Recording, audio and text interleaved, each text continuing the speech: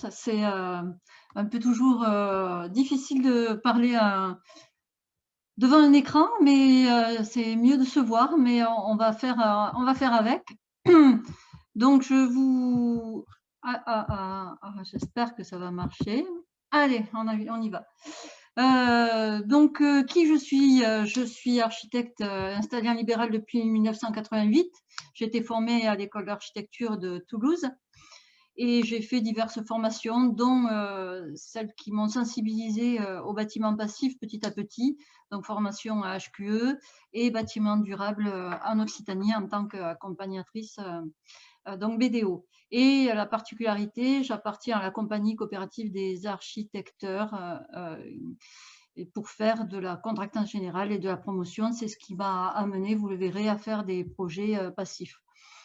Donc cette compagnie coopérative, ben, c'est une structure à part et à côté de celle d'architecture, voilà, et qui me permet donc d'avoir ce double statut. Je suis associée depuis 2018 avec Arthur Cheviniard, d'où le nom de la société renommée Henri Couer Cheviniard Architecte. Pourquoi ces deux structures? Parce qu'elles me permettent d'agir dans la complémentarité de projets pour initier des projets du coup passifs et participatifs, avec cette envie de donner du sens en fait au projet et d'aller en amont sur des projets performants et d'apprendre, de concrétiser cet apprentissage. L'envie est venue des formations du coup HQE en 2009 et de visites de bâtiments passifs sur le nord et l'est de la France, bâtiments déjà faits par des architecteurs, puisque dans l'est de la France, ils sont beaucoup plus sensibles et beaucoup plus en avance que nous sur ce domaine-là. Je vais donner mon ressenti, je vais vous faire profiter de mon expérience, je vais vous la transmettre. Vous allez comprendre les fondamentaux et puis on va susciter donc les échanges, même si c'est un peu virtuel comme ça. Je vous donnerai certaines clés pour du passif. Je ne prétends pas vous donner toute une formation pour faire du passif, surtout en 1 heure, c'est pour vous sensibiliser. Et pendant la formation qui est faite à travers ILO Formation, c'est surtout pour donner des informations, transmettre. C'est toujours, j'insiste là-dessus, un retour d'expérience et on a tous besoin de ça. Donc oui, nous sommes des acteurs primordiaux de l'acte de bâtir et nous sommes des gens responsables et il faut absolument que nous allions très très vite pour initier tout ça parce que c'est de notre responsabilité collective et individuelle dans les enjeux qui sont très très forts aujourd'hui. Le développement durable, c'est à la croisée des chemins de l'écologie, de l'économie solidaire et sociale. Donc un petit retour sur l'expression qui est apparue en 1987, on en parle de plus en plus aujourd'hui. Donc c'est intérêt général. Pilote la transition à la fois économique, donc sociétale et environnementale. Je ne vais pas trop parler de ça, mais je pense qu'il était très nécessaire et absolument oui, nécessaire que chacun aille voir ces 17 objectifs et les approfondisse, puisque quand on fait un bâtiment passif, en fait, ce bâtiment est souvent en fait couplé à de nombreux thèmes et qui viennent rejoindre les envies du projet et les objectifs. Le projet durable, c'est gagner en durée de vie du bâtiment sur toute l'analyse du cycle de vie. C'est pareil sur les projets passifs aujourd'hui. On va parler de tous ces enjeux. On va rentrer dans toutes les explications à donner. Pour reparler un petit peu d'où on vient à travers toute l'évolution de la réglementation thermique. Depuis 1974, on a fait un grand chemin. On arrive, on espère, ce milieu d'année vers la RE 2020. En 88, pour donner des exemples, la consommation d'énergie et chauffage était de 350 kilowatts au mètre carré par an. On ne peut pas comparer tout à fait comme ça, mais ça donne quand même une grande ligne de comparaison. En 2012, on était sur 50 kilowatts et en 2020, on ne sera pas proche de zéro, mais en tout cas, en bâtiment passif, on n'est en gros à 15 kilowatts au mètre carré. Donc, vous voyez que le pas pour des bâtiments passifs est très, très important. Alors le climat, on le sait tous, on en a tous conscience de plus en plus les années et les mois passent. Le confort d'été va occuper une place principale pour les années à venir. Et plus de confort, ça, c'est forcément moins d'énergie. Les problématiques, on en a conscience également, c'est une augmentation régulière des moyennes climatiques et des périodes caniculaires. Donc, pourquoi et comment concevoir passif? D'abord, savoir qui est à l'initiative de ces projets passifs. Eh bien, en fait, c'est un physicien, c'est pas un architecte, même si c'est organisé tout autour de lui avec des ingénieurs et des architectes.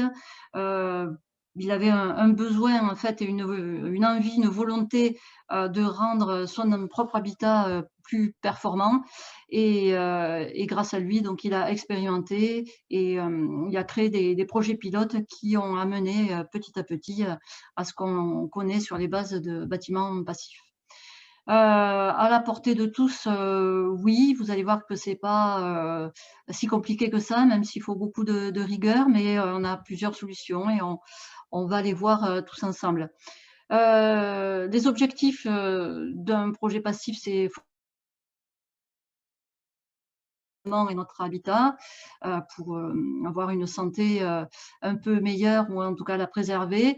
Arbitrer les solutions à retenir suivant le projet, été, hiver. Donc on pense bien sûr au confort d'été, au confort d'hiver, comme la RE 2020 va nous le demander et comme c'est déjà le cas sur la réglementation thermique maintenant, mais on va l'approfondir. On va prendre les solutions les meilleures ou les moins pires parfois, et en possédant une approche globale dès la conception.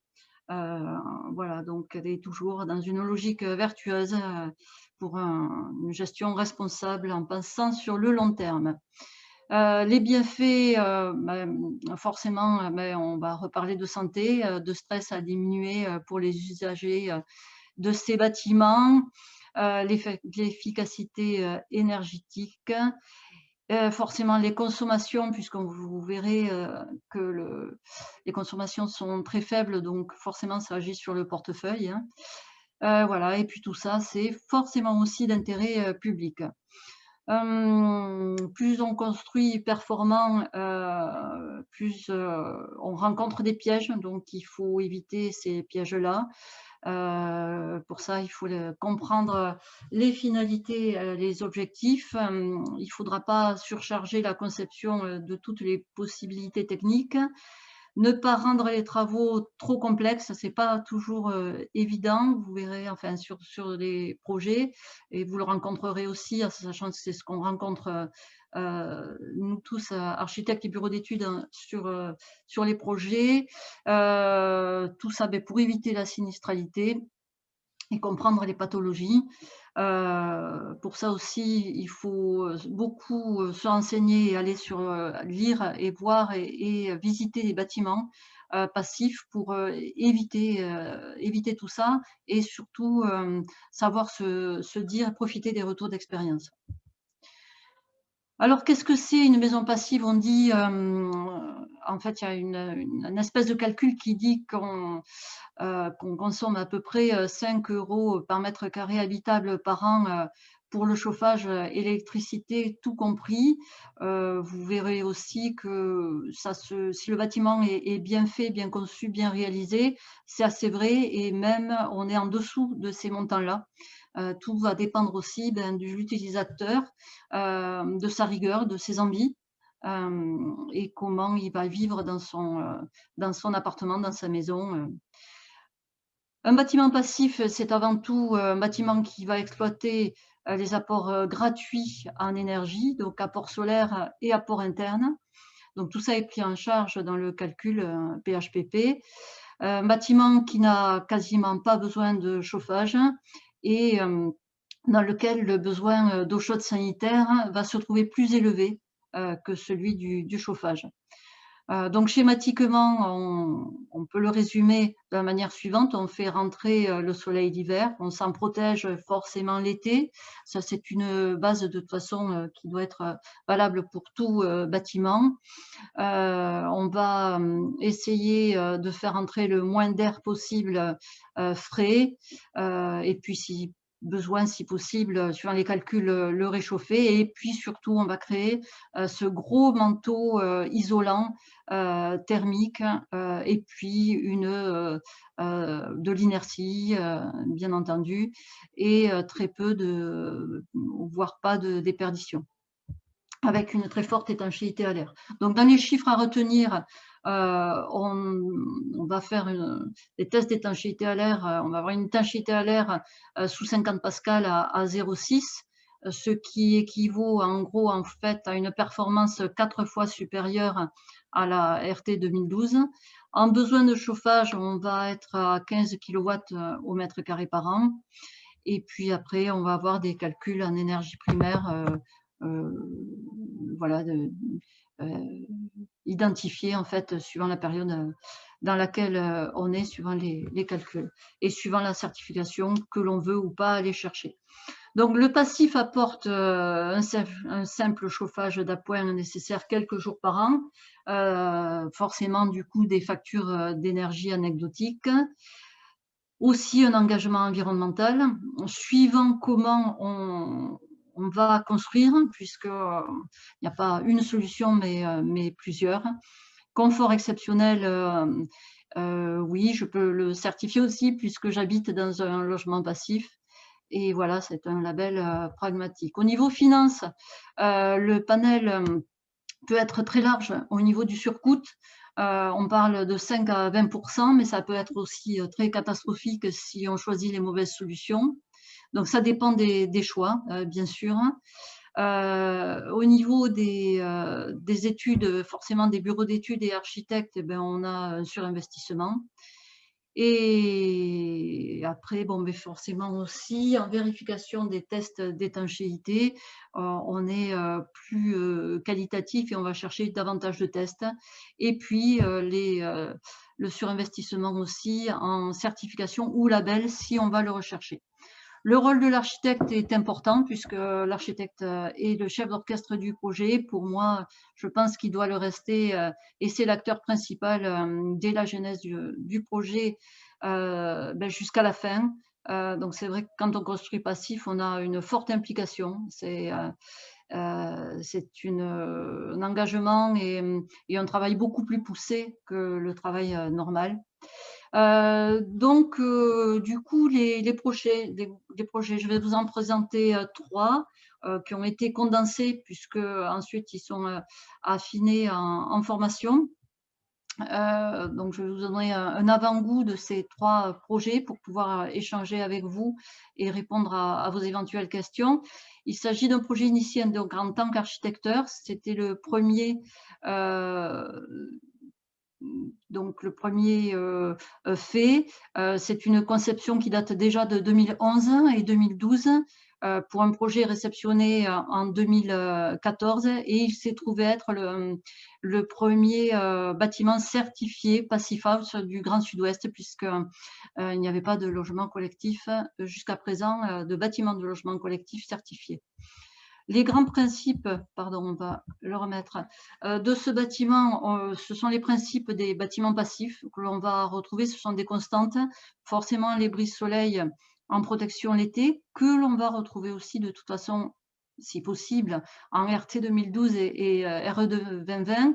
Là, c'est vraiment impératif puisqu'on va penser ensuite à la consommation à justifier.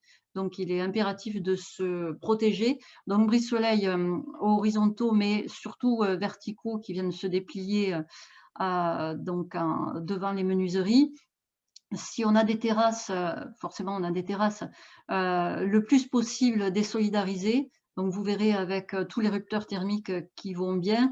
L'isolation thermique par l'extérieur qui assure le gros manteau thermique, c'est aussi impératif. On ne peut pas faire de bâtiment passif avec une isolation intérieure. Des menuiseries triple vitrage également pour leur performance et de la production d'eau chaude solaire et couplé avec une PAC. Alors ça, c'est la solution que l'on, enfin la solution, les dispositions que l'on a mis en œuvre pour ce projet-là, en sachant que l'ECS est couplé également avec le faible besoin de chauffage. Au niveau des plans des dispositions sur ce terrain-là, on avait une disposition sur le terrain très favorable, mais avec un terrain tout en longueur, des appartements traversants, importants pour la ventilation, pour assurer une bonne ventilation nocturne. Et puis une orientation pratiquement nord-sud qui était également assez idéale. En coupe, on voit tous les isolants différents avec cette continuité de l'isolant qui est impérative en fait à faire sur autant en vertical, donc en coupe, qu'en plan. Donc ça, c'est vraiment très important. On dit souvent en formation de bâtiment passif, il faut prendre un crayon en main et contourner autant en plan qu'en coupe le bâtiment, toute l'enveloppe, et jamais avoir à lever la main. Si on lève la main, c'est source à déperdition. Donc, il va falloir trouver toutes les solutions adaptées pour créer cette enveloppe thermique. Donc, pareil, on voit en coupe donc l'isolant se dessiner, et pareil en plan. Donc, quand on a des mitoyens, ben, il faut arriver à bien isoler partout et surtout de ne pas avoir cette rupture d'isolant. On parle également à travers ces échanges de formation de tous les détails techniques qui sont donnés, transmis. On va, suivant le cas, parce que on n'a jamais la même disposition, jamais le même isolant forcément. Certains détails peuvent de toute façon se transmettre, mais permettre de cogiter un petit peu sur comment aller intégrer les volets roulants, les brise-soleil, les rupteurs thermiques, les couvertines, comment aller accrocher les structures. Donc tout ça, si d'autres ont cogité, on permet de donner certaines clés. Je pense qu'aujourd'hui, il ne faut plus rien conserver pour nous-mêmes, mais surtout transmettre ces retours d'expérience, ce qui nous fait à tous grandir et surtout gagner du temps. Donc en chantier, j'ai sélectionné quelques photos qui permettent de voir en fait la pose de l'isolant, notamment là quand on se retrouve contre un mitoyen, de trouver toutes les astuces pour que cet isolant aille tenir et puis assure cette continuité en sol également. Quand on construit passif, on va isoler les alimentations d'eau chaude, eau froide, chose qu'on ne fait pas forcément en bâtiment actuellement. Donc ça crée des épaisseurs assez importantes en plancher.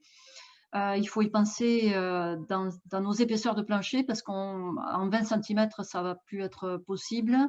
On va se retrouver avec au moins 22-23 cm. Donc, c'est des réseaux assez importants. Si on reprend un bilan sur cette opération en R+4, donc troisième famille A, on va avoir à justifier du classement de façade, classement au feu avec un C+D suivant la famille. Bon, là, en R+4, on verra tout à l'heure, on a un R+2, donc bon, tout ça, il ne faut pas s'affoler. On est de toute façon toujours avec un bureau de contrôle à côté de nous et les bureaux d'études qui viennent nous rappeler et coordonner tous ces besoins et ces réglementations. Donc vous voyez là l'enveloppe de ce bâtiment était tout en béton. Il faut penser qu'on est en conception 2011.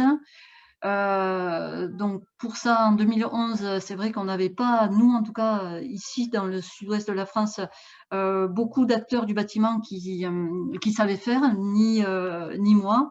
Donc j'ai été accompagnée par un bureau d'études thermiques de l'Est de la France, à la frontière suisse, qui, eux, construisaient passifs déjà depuis une vingtaine d'années. Donc c'était impératif et obligatoire pour moi d'avoir leurs conseils et éviter justement tous les pièges. Donc le choix sur ce bâtiment était une structure béton.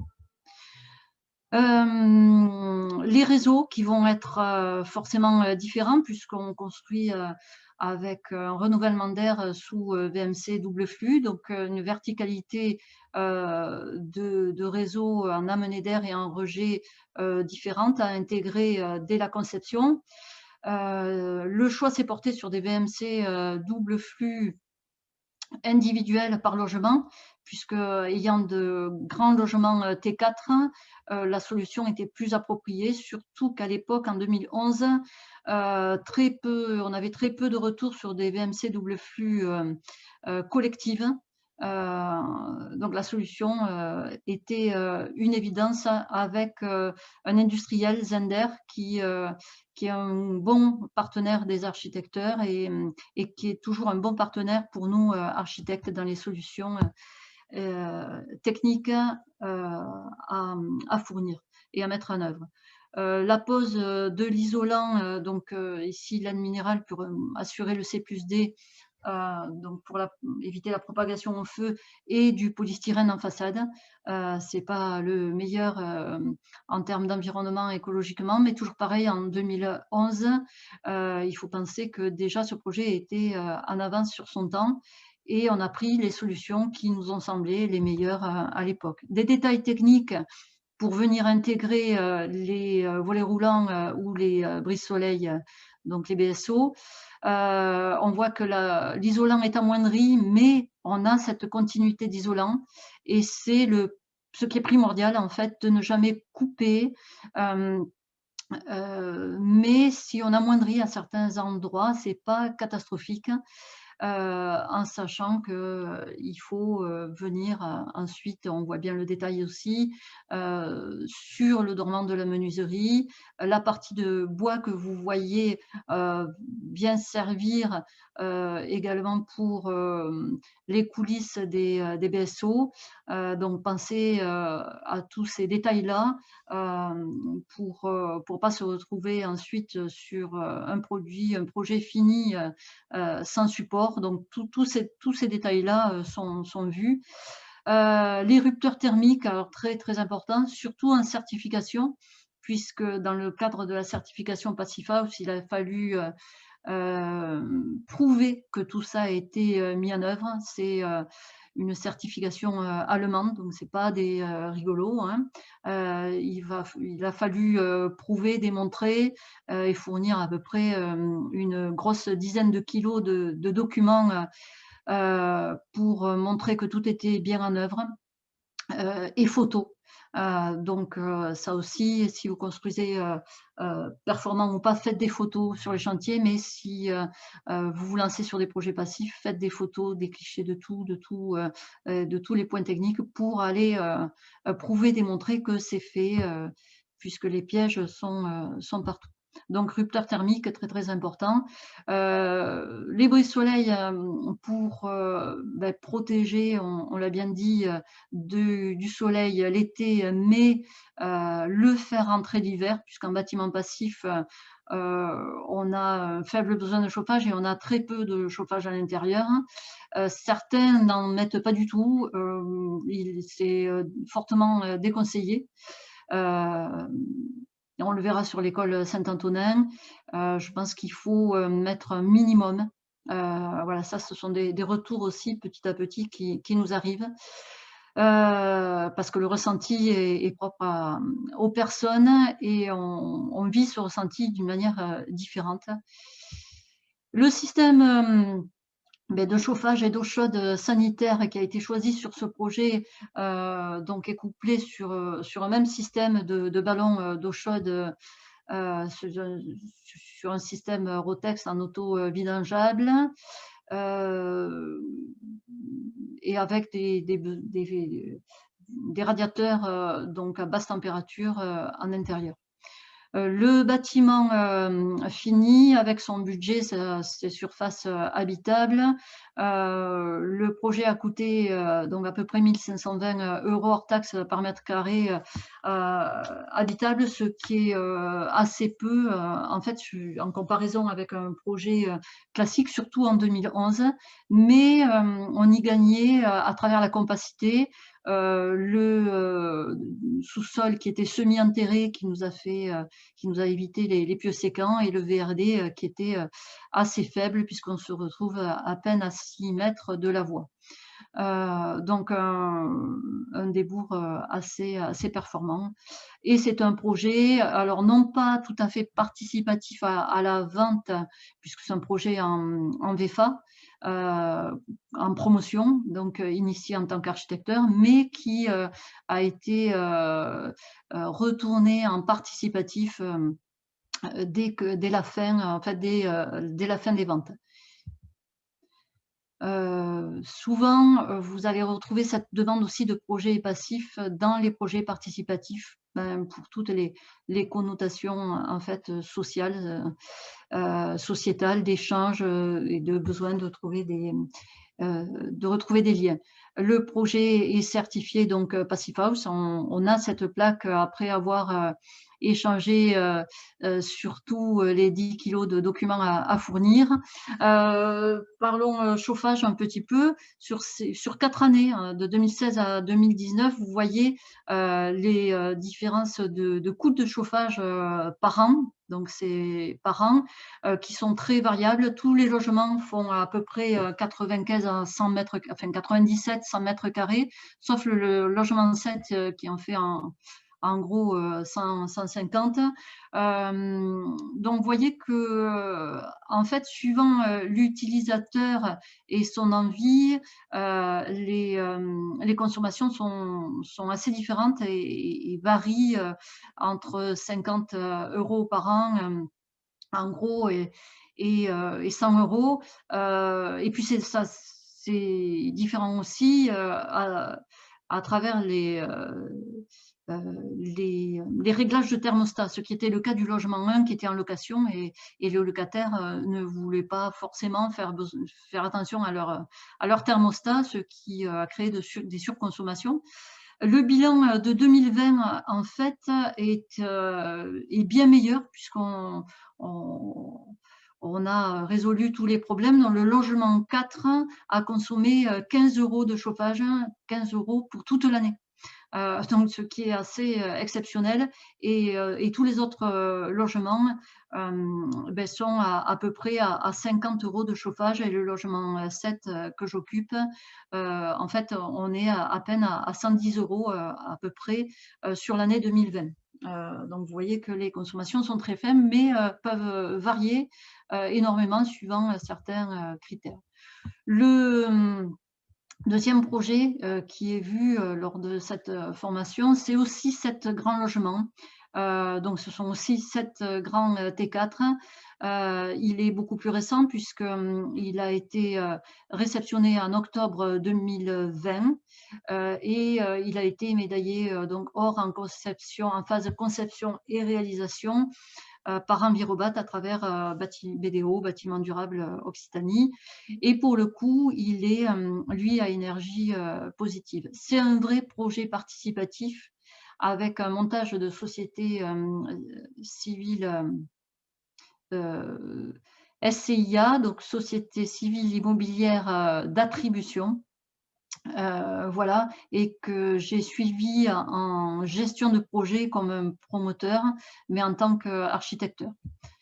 Tous les gens se sont rassemblés en autopromotion. Donc c'est véritablement des maîtres d'ouvrage rassemblés pour un immeuble de logement. Sur ce bâtiment-là, on est allé rechercher une meilleure performance environnementale au-delà du passif en utilisant des matériaux biosourcés.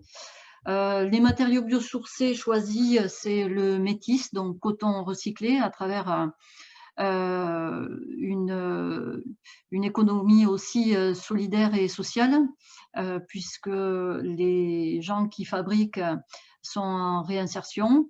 Et j'aime beaucoup le métis et, pour toutes ces valeurs en fait. Ensuite, on a choisi le Pavatex, donc fibre de bois, et du béton bas carbone que l'on est allé installer, couler sur une structure poteau-poutre et plancher. Vous verrez pourquoi aussi du béton, puisqu'au début, on avait un bâtiment, on pouvait avoir un bâtiment tout en bois, mais on avait besoin de cette inertie pour ce confort d'été, mais aussi pour l'hiver. Donc cette parcelle est vraiment très atypique puisque tout en longueur, ça fait partie des ce que l'on appelle un délaissé de parcelle en fond d'espace d'un ancien espace vert. Donc petit terrain avec des prospects qui nous induisent des volumes très atypiques et très contraints.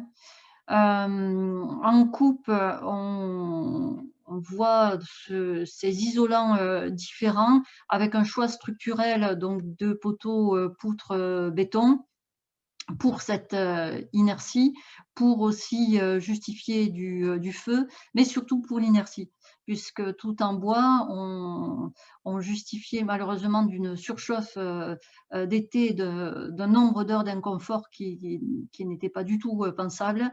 Donc il a fallu repenser tout ce bâtiment et retrouver des planchers béton. Alors on aurait pu faire du bois, mettre du bois et recouler du béton dessus, mais on perdait 20 cm d'épaisseur ou pas loin de 20 à tous les niveaux, et on perdait en hauteur à cause des prospects d'urbanisme. Donc du coup, on s'est arrêté une fois de plus sur une solution que l'on pense à un moment la moins pire ou la meilleure. Sinon, on continue pendant des jours et des mois à se poser des questions et le projet n'avance pas. Donc dans ce cadre-là, on a 3 isolants, la fibre de bois extérieure. Entre nos poteaux poutre béton, on a une ossature bois avec donc le métis, et ensuite une laine de verre, mais qui intègre un liant biosourcé qui est installé en face intérieure pour justifier en fait de la stabilité au feu d'une demi-heure suivant le classement de l'immeuble en R+2. Donc il n'existe pas une solution, il en existe plusieurs, mais avec des constantes que l'on a vues, qui restent à peu près les mêmes. On a vu le manteau thermique, le triple vitrage, les protections solaires, mais on est loin du recours habituel des systèmes énergivores.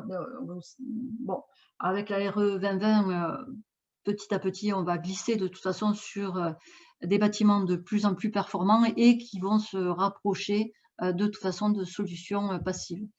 Donc, sur ce projet-là,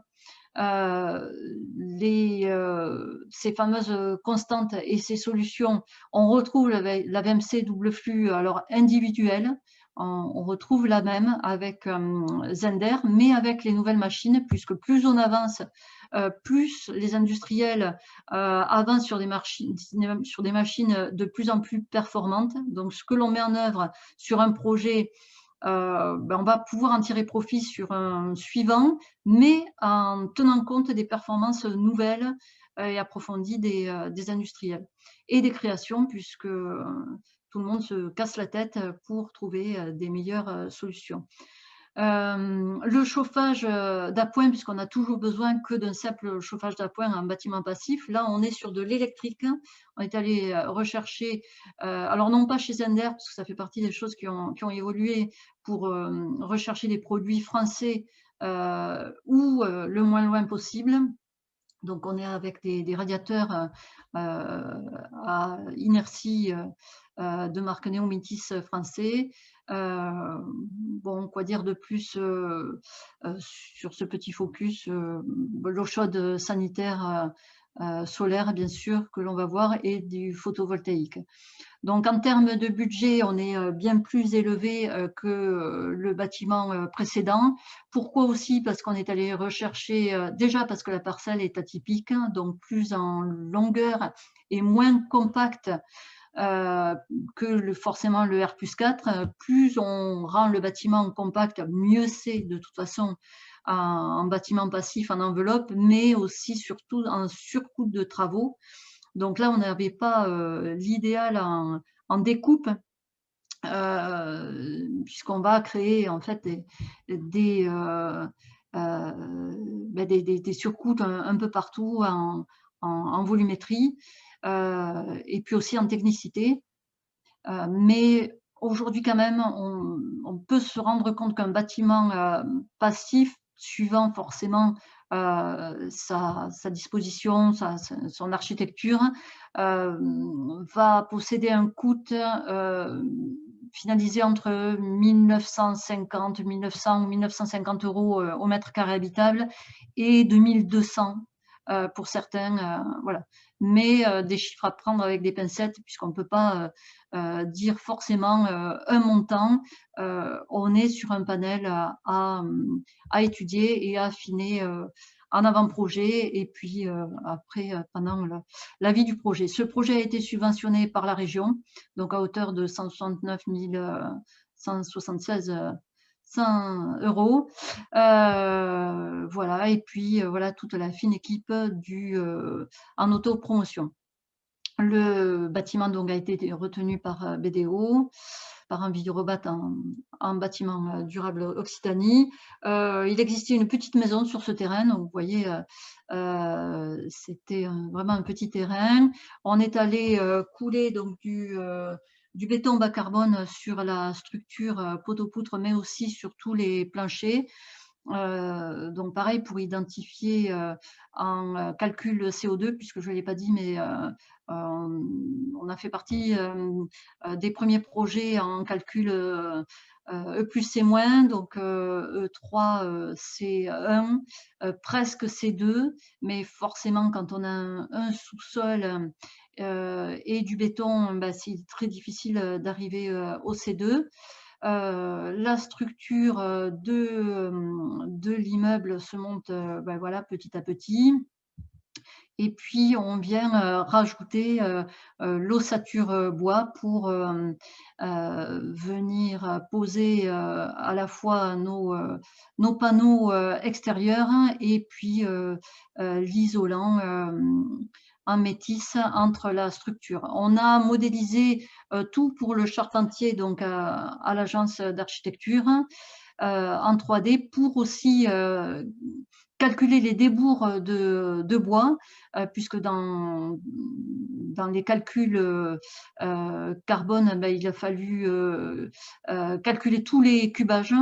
Et du coup, ben, le faisant en agence, on a permis de mieux optimiser ben, la clarté de tous ces calculs-là, et puis surtout permettre à l'entreprise aussi d'avoir des plans d'exé fiables et que l'on a maîtrisé tout le long du chantier, que l'on a adapté aussi ben, quand il a fallu les adapter. Le charpentier donc vient commencer toute son ossature entre nos poteaux-poutres. On a posé un OSB, un CTBH, pardon, en extérieur pour assurer toujours pareil le feu et la tenue et justifier de la tenue des panneaux de fibre de bois. Le dernier étage, lui, est tout en bois, sauf la cage, d'ascenseur, escalier. Donc on voit tous les volumes se monter. Les détails, techniques, qui sont beaucoup plus poussés, pour nous, donc architectes pendant le chantier, qui vont évoluer, également parce qu'on a toujours, quelque chose à faire évoluer qu'on n'a pas vu, même si on anticipe, énormément. Donc ces détails-là, il faut savoir se les échanger, se les donner pour, pouvoir, gagner du temps tous et puis, permettre aux autres, d'agir, de la même façon. Donc les panneaux de fibre de bois, là sont posés, en façade et le revêtement va commencer. Donc, on voit également les découpes pour intégrer les brise-soleil. Donc on parle, également de toutes ces finitions, de tous les ustensiles aussi qu'il nous faut connaître, parce que quand on suit un projet passif, il faut, absolument être en connaissance de tous ces accessoires des fabricants. Alors là, c'est pas Vatex, mais ça peut être, d'autres suivant, le choix d'isolant, par l'extérieur, et ne pas se louper, surtout, tous ces accessoires-là, que l'on ne connaît pas, forcément. Là, il se trouve que la SCIA, donc le maître d'ouvrage, a fourni, grâce aux partenaires Zolpan, tout le matériel. Donc du coup, ça nous permet, à nous architectes de mieux comprendre, en fait, ce qu'il faut poser, où, comment, et d'éviter, autant faire se peut, la sinistralité, sur ces bâtiments performants. Là, on voit le coton recyclé, le métis, donc posé, entre la structure, bois. Forcément, l'étanchéité à l'air, est, en bâtiment passif, on a vu à peu près 4 fois supérieure, et plus performante qu'un bâtiment, RT 2012. Donc on va faire attention à tout ce scotch, d'étanchéité, et puis, et à tous les points, singuliers, qu'il peut y avoir et on a toujours des traversées, même si on les évite, parce on peut avoir un robinet d'eau à l'extérieur, des prises extérieures, des luminaires, les, amenées d'air des VMC et les rejets d'air. Et c'est toujours des points sensibles et on a toujours un scotch qui vient se défaire ou des entreprises qui mettent pas le bon scotch au bon endroit. Donc ce sont vraiment les points critiques, et spécifiques à bien aller rechercher. Même principe sur les terrasses, donc à désolidariser. Alors là, on est en structure, on va aller rechercher la structure, bois, donc pas forcément, de rupteur thermique comme on l'a vu sur le bâtiment, tout en béton. Mais bon, voilà, on va avoir quand même des réflexes de rupteur, partout où c'est nécessaire et on va désolidariser, les structures, partout où on le peut. Le bâtiment, fini, on voit les parties communes, des escaliers en bois. Donc dans le bois aussi, on est allé rechercher des bois régionaux, donc qui viennent, du Gers et de l'Ariège.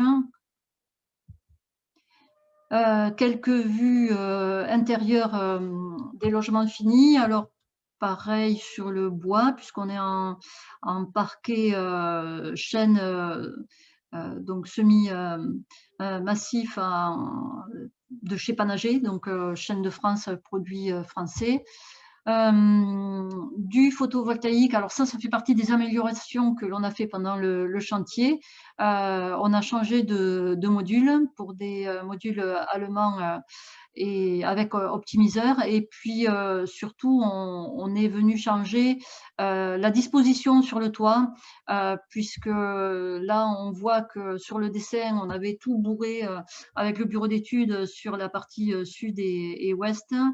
En fait, c'est un peu une vue de l'esprit puisqu'on n'arrive pas, véritablement à tout caser sur site et aussi intégrer les crochets de sécurité. Donc on est allé répartir un peu plus intelligemment avec des parties exposées pas forcément comme on l'aurait voulu, mais grâce à l'optimiseur et puis de toute façon on capte quand même le soleil. Donc on a justifié avec tous les calculs de la production d'électricité finale.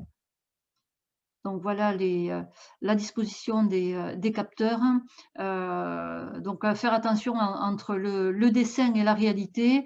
Bien souvent, on oublie qu'il existe des contraintes en réalisation et il faut au moins savoir rebondir en chantier et rebondir très vite. Les radiateurs, donc pour le faible besoin de chauffage, puisqu'en théorie, un seul radiateur, alors suivant le cas de 750 watts ou 1000 watts était nécessaire, donc un seul pour un appartement de donc en gros 100 mètres carrés, puisque là les appartements sont un peu plus grands, ils s'étalent entre 100 et 115 mètres carrés. Le système d'eau chaude, alors solaire uniquement. Alors pareil, il a évolué pendant le chantier enfin juste avant le démarrage de travaux. On est passé de Daikin Rotex à Vaillant, voilà, pour identifier un partenaire bien identifié local, un industriel qui a voulu également faire de ce projet un exemple pour eux. C'est des franco-allemands et ce partenariat nous intéressait. Dans la performance aussi, puisque de 3 ballons, on est passé qu'à un seul ballon. Une consommation d'électricité qui était aussi moins importante.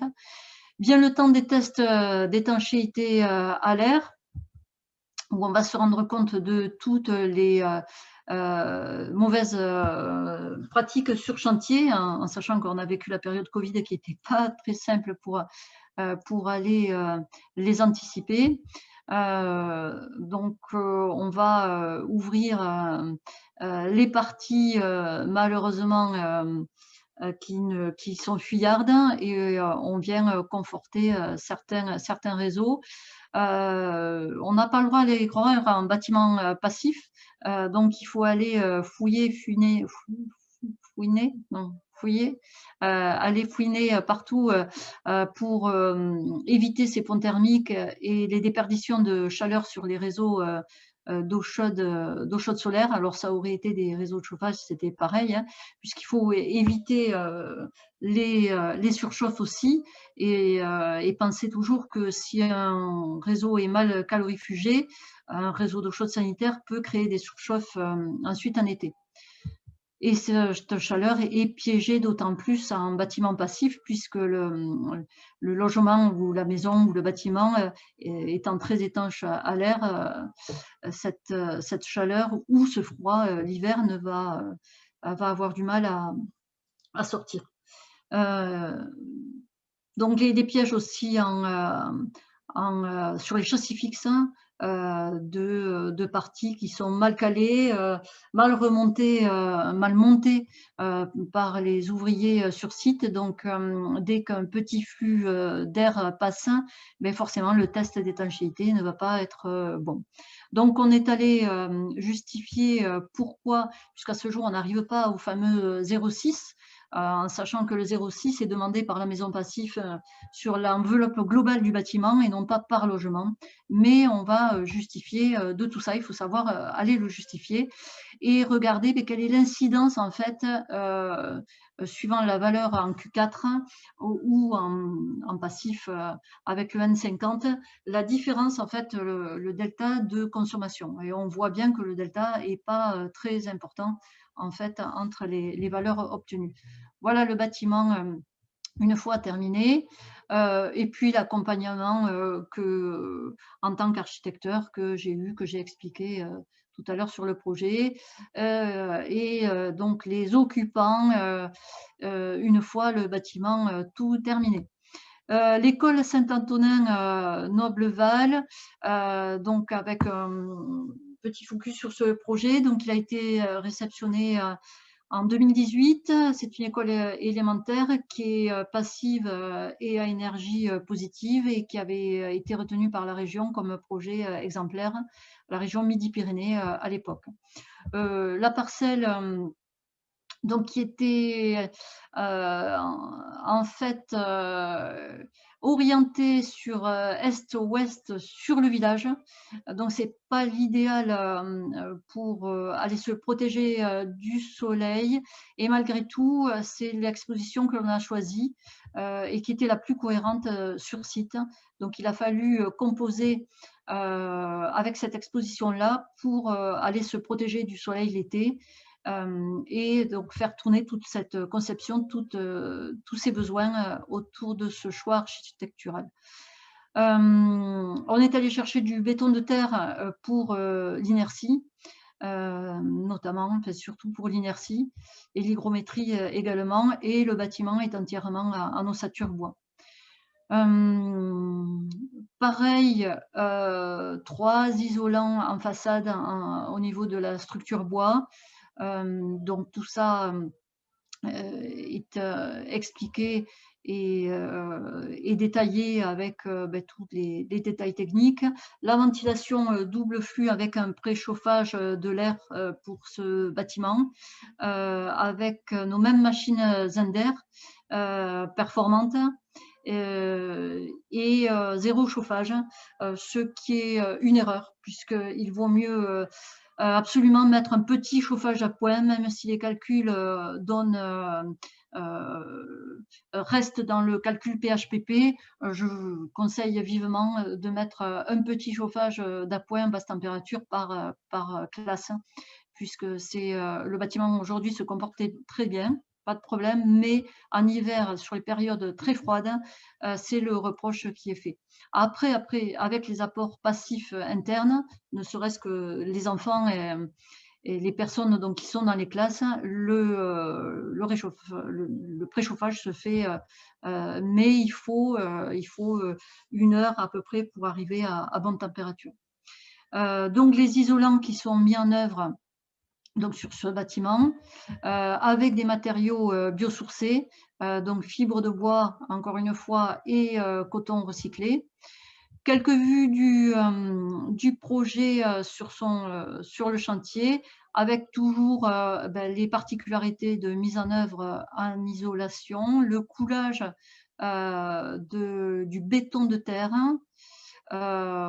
C'est pas forcément la terre du site qui a été mise en œuvre, c'est une particularité, mais bon, c'est toute une histoire et toute une aventure. La structure bois, là, contrairement à l'immeuble que vous avez vu avant, là, tout a été monté en atelier, puisque le plancher était libre sur sa partie horizontale, et du coup il a été beaucoup plus simple de venir prémonter des panneaux et aller beaucoup plus vite en chantier. Dès qu'on a une structure poteau-poutre, on peut s'essayer, mais on crée des petits, beaucoup de points en déperdition, et il vaut mieux monter du coup sur site. Là, ce n'était pas le cas, donc on a eu cette performance de bâti. De la pierre aussi, là pour le coup, de la carrière juste à côté de Saint-Antonin-Nobleval, pour venir gérer le soubassement, la construction bois avec donc la pose de l'isolation par l'extérieur, la pose du métis, et puis on est venu souffler de la ouate de cellulose ensuite entre les derniers panneaux. Les réseaux en ventilation, donc double flux, alors des réseaux qui sont toujours à penser dès la conception, puisque forcément il va falloir trouver ces soffites ou ces caissons ou ces faux plafonds architecturés, à penser pour qu'ils soient intégrés véritablement au bâti et à la conception. Donc ici, le choix a été pris sur une machine pour 2 classes, donc une multitude, enfin une 12 machines intégrées pour tous les besoins. Donc les réseaux qui ont été cachés par ces faux plafonds qui viennent faire penser à des maisonnettes par classe, et les classes une fois finies. Quelques vues donc du projet fini. Là on voit pas, mais on a des brise-soleil qui viennent se rabaisser donc sur toute la partie ouest, puisque là on est en façade ouest, donc la plus exposée, avec du triple vitrage et surtout une ventilation nocturne, puisque c'est ce qui est très très important sur les bâtiments passifs, pour venir faire entrer cet air frais la nuit, donc avec des oscillobattants la plupart du temps, pour ménager aussi l'intrusion. Et voilà, et puis une équipe de femmes qui a suivi le chantier, autant en équipe municipale et technique. En termes de coût, on échange également sur le coût des différents lots sur le bâti. Donc après, que l'on peut calculer par classe, ou avec le périscolaire, salle d'activité. Donc il faut toujours faire attention aux ratios que l'on peut donner, puisqu'ils dépendent, mais on le sait hein, déjà, nous architectes, hein, qu'ils dépendent véritablement du projet lui-même et de tous les besoins. Donc, en gros, on pourrait dire que il ne faut pas aller trop vite, mais on nous demande toujours, les projets sont toujours à échéance, donc c'est à la fois difficile de dire, c'est difficile de dire de ne pas aller trop vite, mais en tout cas, il ne faut pas se lancer tête baissée, parce qu'on voit qu'on fait des allers-retours sur des solutions. Donc ça, il faut bien dire au maître d'ouvrage, quand on est sur un projet passif, que de nous laisser la main un petit peu sur les délais, en tout cas d'y faire attention ensemble, parce qu'il faut quand même rester cohérent forcément. Il faut synthétiser toutes les informations à tous les stades du projet. Si on doit innover, ce qui est souvent le cas, il faut se pencher sur les solutions et prendre le temps de questionner aussi les industriels, les entreprises, pour savoir qui et comment peuvent poser les matériaux et les solutions sur lesquelles on a pensé. Le bureau de contrôle est aussi forcément un très bon allié, et les bureaux d'études, bien entendu, hein. Donc comprendre toutes ces solutions, être humble, oui, parce que c'est pas dans nos habitudes de construction, donc on n'a pas, et je prétends pas non plus à vous donner une solution. Il y a plusieurs solutions et on apprend forcément tous les jours les uns des autres, et des projets sur lesquels on peut échanger. Mais l'architecte, pour moi, doit garder la main sur le projet. Voilà. Il ne faut pas faire confiance à tout prix. Alors, malgré tout, il ne faut pas faire confiance à tout prix, parce qu'on voit qu'il y a des pièges un peu partout. Donc, on échange beaucoup sur ces pièges-là. Il faut arbitrer les choix également. On l'a vu, il n'y a pas une solution, il y en a plusieurs. Voilà. Ce qui est important également, c'est de pouvoir, au-delà des retours d'expérience, d'aller rechercher les informations. Il y en a partout aujourd'hui. Il y a pléthore de conférences, de livres, de films. Donc, je pense qu'il ne faut pas hésiter à aller à se donner ces informations-là et à aller les chercher. Et sur cette formation-là, on parlera également d'autres exemples, mais aussi de vos projets que l'on peut transformer ou pas, mais comment on pourrait les transformer, comment on aurait pu les transformer en bâtiments passifs. Donc c'est un bon exercice qui permet qui vous permet d'avoir et de penser à des réflexes en fait, mais des réflexes qui ne sont pas si compliqués que ça quand on pense au pont thermique, à cette enveloppe de gros manteaux sur le bâti et à tout ce qui va avec et dont j'ai parlé très vite fait en 1 heure, mais sur lequel on échange plus précisément. Donc voilà pour l'exposé. Peut-être Gaëlle va reprendre un petit peu la main et on va échanger sur les questions. Donc j'ai déjà des questions. Voyons, lors de la formation en plus et moins, il était conseillé d'utiliser le triple vitrage de performance au nord, car au sud, il occulte trop le rayonnement solaire et devient donc moins performant en hiver. Alors, j'en pense sur l'expérience que j'ai et suivant les calculs, un bon triple vitrage se comporte aussi bien au nord qu'au sud. Donc moi, je ne suis pas pour, en fait, mettre de différencier, mais ça peut arriver. Ça peut arriver. J'ai eu sur un projet de maison un bureau d'études thermiques qui a donné ce conseil-là au client pour aussi minimiser le coût. Et du coup, il est venu justifier de la perte que l'on pouvait avoir avec ce double vitrage par rapport au triple.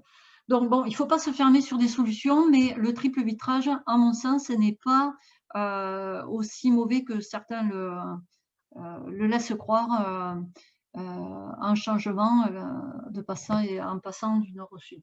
Ce que l'on voit en tout cas sur le bâtiment que j'occupe, le triple vitrage agit bien avec performance l'hiver, puisqu'il permet de réchauffer les appartements vraiment sans problème. Et puisque sans chauffage, ce que je peux vous dire, c'est qu'actuellement, le chauffage, on a coupé le chauffage dans l'immeuble depuis 1 mois. Et actuellement, là, il refait des températures un peu basses, mais on maintient 20 degrés à l'intérieur et 18,5 dans les chambres. Et quand il fait à peu près 10 degrés dehors, ce qu'on a constaté, dès qu'il fait soleil, en fait, la température remonte de suite à 20 degrés. Donc ça prouve bien que le triple vitrage et le soleil font bien leur effet attendu. L'électricité photovoltaïque est-elle autoconsommée? Alors non, sur les 2 projets, Saint-Antonin-Nobleval et Courrier Sud, elle est revendue. C'est le choix qui a été fait dans ces époques-là. Aujourd'hui, il nous arrive d'autres solutions, donc il faut savoir en fait si on l'autoconsomme, pourquoi elle est autoconsommée et qu'est-ce qui est le plus performant financièrement, suivant les besoins. Donc ça, c'est un calcul à faire avec le bureau d'études. En tout cas, il faut se poser la question. Et plus on avance, de toute façon, plus les systèmes sont performants et pourront aussi à l'avenir se répartir sur les logements. Donc ça, encore une fois, c'est la solution qui a été prise à un certain moment. Avez-vous réalisé des bâtiments passifs en rénovation? Et sinon, existe-t-il des exemples connus? Alors, j'en ai pas réalisé, mais on en a un en cours puisqu'on a été lauréat pour l'école d'agriculture NSFEA. Donc là, le projet est en cours. Les valeurs ne sont pas les mêmes, bien sûr, en projet passif que ce qu'on a vu en 15 kW au mètre carré. On est plus élevé. Si on construit, si on rénove en passif, il faut penser à l'enveloppe thermique qui n'est pas toujours évidente à avoir pour évacuer les ponts thermiques. Donc, on en a toujours un peu, il en reste. En tout cas, il faut penser grosse rénovation en rénovation de bâtiments passifs. Une simple petite rénovation n'est pas suffisante. Vous travaillez beaucoup sur l'ossature avec de l'ossature bois. Vous n'avez pas précisé si vous utilisez des câbles blindés qui permettent d'éviter les perturbations liées aux ondes électromagnétiques qui ne sont pas bloquées par les bâtis bois. Très bonne question. Je ne sais pas du tout répondre à cette question-là. En tout cas, pour l'instant, je n'ai pas de retour à ce sujet, donc à se documenter, mais je n'ai pas de réponse malheureusement. Petite précision pour la question sur la rénovation. Je pensais à des bâtiments donc en vieille pierre, voire protégés au titre des monuments historiques. Oui, compliqué. Compliqué parce qu'on ne va pas isoler par l'extérieur, mais il faut calculer en fait, il faut rentrer les valeurs en PHPP et peut-être créer un manteau thermique intérieur avec un retour sur dalle, ce qui crée de la grosse rénovation. Mais pourquoi pas? En tout cas, pensez toujours à l'inertie intérieure à conserver. De toute façon, quand on construit passif, il faut être accompagné avec un bon bureau d'études thermiques qui va être patient à nos côtés pour faire pas mal d'allers-retours et pouvoir aller justifier de toutes ces valeurs et prendre les solutions, encore une fois, les meilleures. Les moins pires, c'est pas joli, mais les meilleures. Qu'apportent les labels à la maîtrise d'ouvrage? Alors, les labels apportent soit une simple satisfaction, ce qui est déjà beaucoup, et ça apporte une belle satisfaction, une belle reconnaissance à l'équipe de maîtrise d'œuvre et architecte, mais aussi quand on appuie sur ces labels-là, ces certifications, quand c'est une maîtrise d'ouvrage publique, ben, ça va lui permettre de rapporter des subventions. Pour l'école Saint-Antonin-Nobleval, les subventions ont été d'à peu près 600 000 €. Donc, vous voyez que c'est quand même pas neutre, c'est très important. Et on a vu la subvention de l'opération Courrier Sud, la deuxième en autopromotion. Et là, la subvention est de 169 000 € en passant par BDO. Donc, c'est quand même important. Donc, elle réduit les coûts par rapport en fait de subventions, mais il faut savoir aussi qu'elle augmente ces coûts-là parce que quand on va rechercher des subventions, forcément, on va être associé avec davantage de bureaux d'études et on va devoir apporter la preuve et en général, on approfondit aussi le choix des matériaux et on va aller des plus environnementaux et ça coûte. Donc c'est une vraie volonté d'aller rechercher ces labels. Ça rapporte, mais ça coûte plus que ça ne rapporte. Une autre question, en ossature bois, il est très important de s'en protéger. Alors, de s'en protéger de quoi? Je sais plus, ça doit faire suite à quelque chose. Je peux vous donner des références de produits. Ah oui, au niveau des câbles blindés, indispensables pour la santé des personnes. Ceci a été testé avec les outils de... OK. Donc, ça marche donc en ossature bois. Donc, attention aux câbles blindés, donc en toutes les dispositions électriques. Donc là, pour l'instant, je n'ai plus de questions.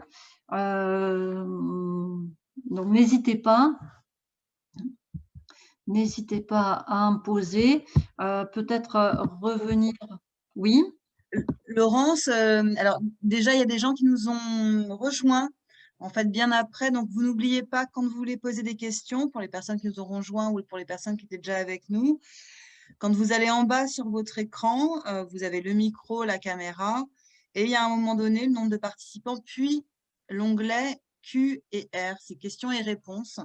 Si vous cliquez dessus, vous pouvez poser vos questions. Laurence, je crois que tu voulais prolonger en fait la réponse à la dernière question. Sinon, moi, j'en ai plein Ah, des ben, questions. vas-y. Écoute, moi, tu as commencé quand même en indiquant que l'architecte devait rester dans du passif, hein, dans la construction passive, devait rester l'architecte, et tu as à nouveau conclu sur le fait qu'il devait garder la main.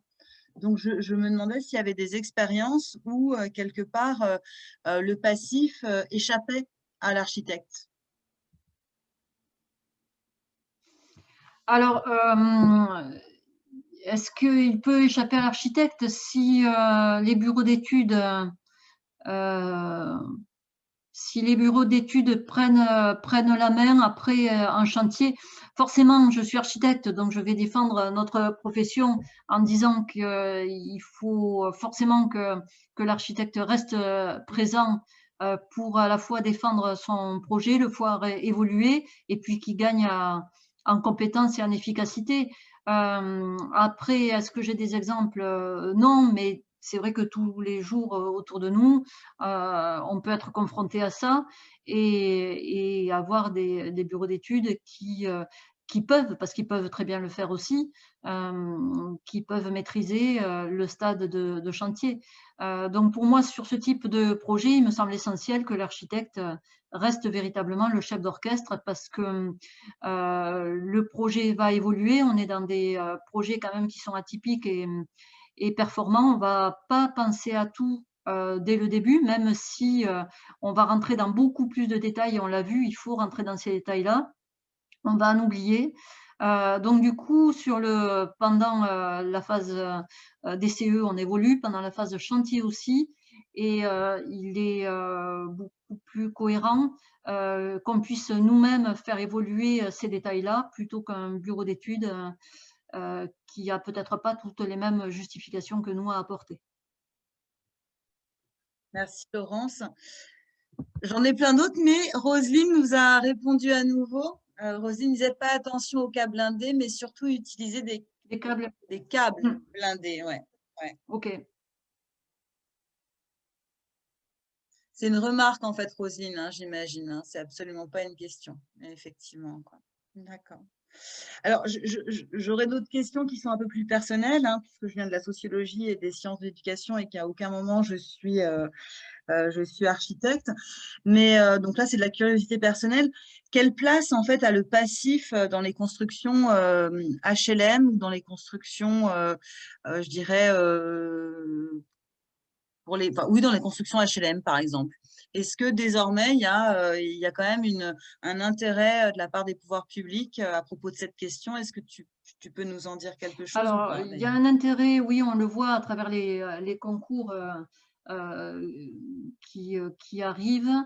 L'intérêt d'identification sur les constructions neuves, hein, on parle déjà, c'est parfois un ZAC quand les communes demandent d'identifier des projets performants. Donc des fois, ça reste des promesses de concours et c'est malheureusement pas abouti. Et puis dans des bâtiments publics également. En HLM, le coût reste important. Donc on a quand même des exemples de bâtiments passifs, hein. Sur Toulouse, Promologie en a fait un, je crois que les chalets et sur un également. Enfin, tout le monde commence à rentrer sur le sujet. Après, certains ont des a priori ou une réalité financière aussi, il faut coller au programme. Donc c'est pas évident. On a vu que le surcoût était important. Donc identifier un projet passif en HLM, je pense qu'ils réfléchissent à deux fois. Sur Montpellier, il y en a quelques-uns également.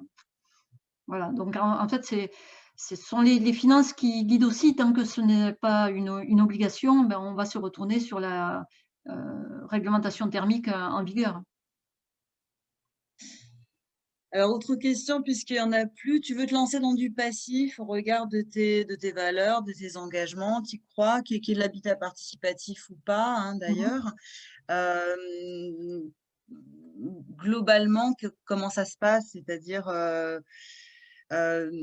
avec qui tu te mets en contact si tu veux te lancer dans du passif alors que tu as envie de démarrer dans l'activité, en fait, et que tu as envie de changer de braquet, on va dire. Ouais. Euh, du coup, je lisais un peu les questions. Alors, si pour te lancer la première fois sur du passif, Oui, c'est ça.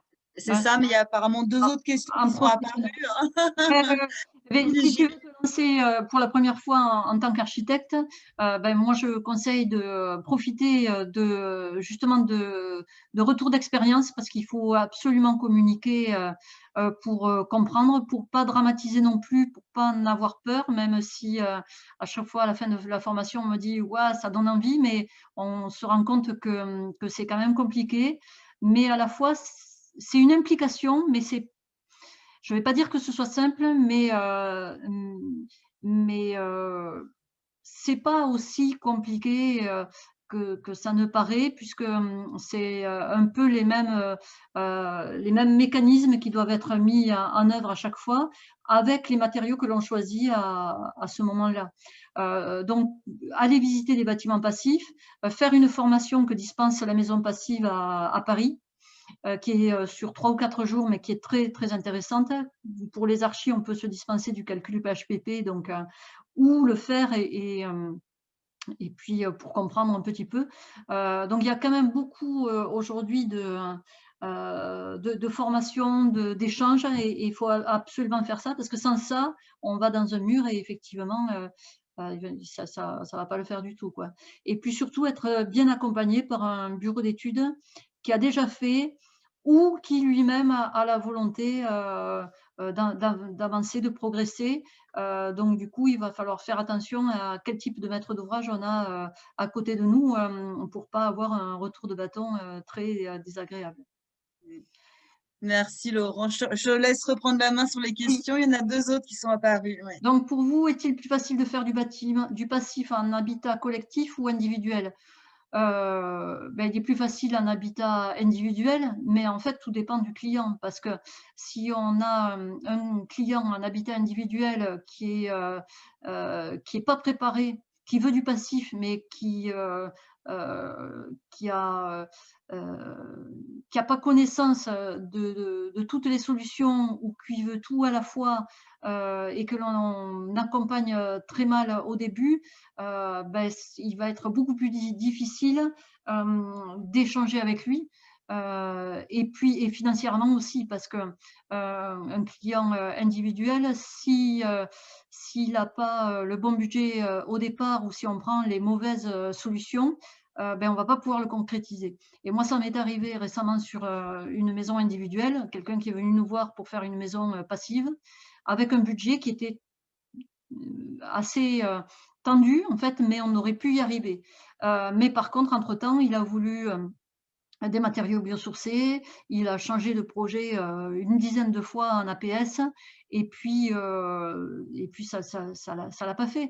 Donc en fait, on s'est arrêté après le DCE parce que son budget ne collait plus de pas beaucoup, de 20 000 €, mais on n'a pas continué parce que les dispositions ne nous convenaient pas, et on n'arrivait pas à la performance d'un bon bâtiment passif. Donc, tout peut être facile ou compliqué, tout dépend encore une fois des gens, de leur écoute et de l'échange que l'on donne. Mais en soi, quand même, le bâtiment collectif va être plus complexe parce que plus chargé de détails. Notre question, vous avez indiqué que le coût annuel chauffage plus électricité d'un logement passif était de 5 €. Afin de pouvoir donner une comparaison, quel est le coût d'un logement RT 2012? Alors, c'est un thermicien pourrait répondre un peu plus que moi. Ce que je peux vous dire, c'est que ces fameux 5 € au mètre carré, donc chauffage et électricité. En gros, donc pour 100 mètres carrés, ça nous fait à peu près donc 600 € électricité, chauffage. Alors il faut faire attention quand on est certifié par Sifhouse, on va venir maîtriser ses consommations d'électricité en prenant également, en intégrant au projet l'électroménager. Donc ça, attention à ça avec suivant les labels, parce que suivant les labels, il existe des subtilités en fait sur les consommations. Donc et sur 600 € électricité compris, c'est vrai que le chauffage pèse à peine, doit peser entre 50 et 150 €. Ce qui est déjà trop en bâtiment passif puisqu'on a vu qu'en collectif, eh on arrive même à 15 €, ce qui est ridicule, euh, à condition d'avoir pour les 15 € du chauffage collectif puisqu'on n'a pas là l'abonnement. Donc en fait, suivant le système, on peut arriver véritablement à minimiser. En RT 2012, je pense qu'on serait en fait pas si loin que ça, mais autour de 900.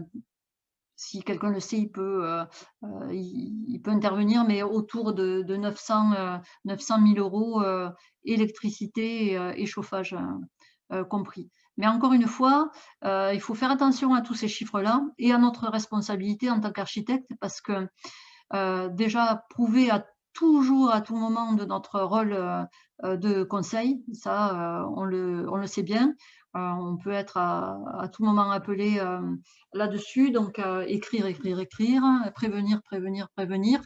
Et puis ce coût-là vraiment dépend vraiment de l'utilisation. Donc ce que l'on fait également, on fournit un manuel de bonne pratique et d'utilisation enfin, on l'a mis en place bien avant, mais on le donne aux maîtres d'ouvrage ou aux utilisateurs qu'en logement collectif. Ce qui permet, c'est une charte en fait, on le fait à travers une charte, ce qui permet déjà de nous protéger, nous, architectes, et de donner les bons moyens de ne pas de consommer le moins possible en fait.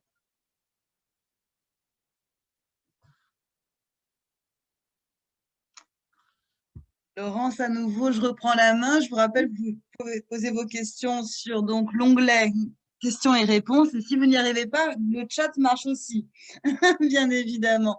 J'aurais quelques questions encore. Quel lien, toi, tu fais avec la géobiologie? Est-ce que tu travailles avec des géobiologues ou pas dans le cadre justement de la construction passive? Et si oui, dans quelle Alors moi, mesure? personnellement, non. À quoi tu penses à travers ça?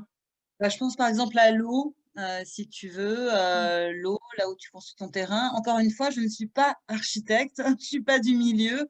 Voilà, donc j'ai plutôt un regard de comment dirais-je, de cliente, j'ai envie de dire. Mais est-ce que ce sont des choses que tu prends en compte? Parce qu'on parle beaucoup de la lumière, on parle beaucoup des matériaux, mais est-ce que le sol, par exemple, est-ce que c'est sur une nappe phréatique ou pas? Oui, alors si c'est Il y des a un travail, oui. oui, oui, ça forcément, comme sur tout projet, avec les études de sol réglementaires. Après, pour certains clients se posent ces questions-là, ils vont plus loin. Bon, ça, c'est des volontés particulières ou feng shui ou voilà, au niveau des passages d'eau.